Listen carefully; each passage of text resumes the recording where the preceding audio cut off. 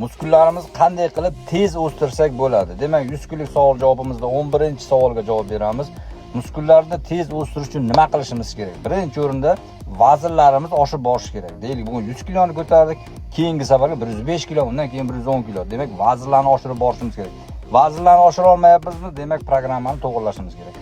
Demak, undan tashqari ovqatlanish, kaloriyani oshirishimiz kerak. Ovqatlanish miqdori shu vaqtgacha qancha yeyotgan bo'lsak, o'zgarish bo'lmayapti. O'sha kaloriyani yana ham 500, 400, 500 kuniga oshirishga harakat qilamiz. O'shanda yana dalcha o'sish davom etadi. Undan keyin dam olish, stresslarni kamaytirib, dam olish vaqtini oshirib borishimiz kerak. O'shandagina bizlar yana ham o'sib, yana ham muskullarimiz o'zgarib, tez natija beradi. Agar hammasini tartib bilan qilish yo'li kerak bo'ladigan bo'lsa, onlayn programma tuzib beramiz. Kommentariyga forma deb yozasizlar, hamma yozganlarga programma qilib beryapmiz.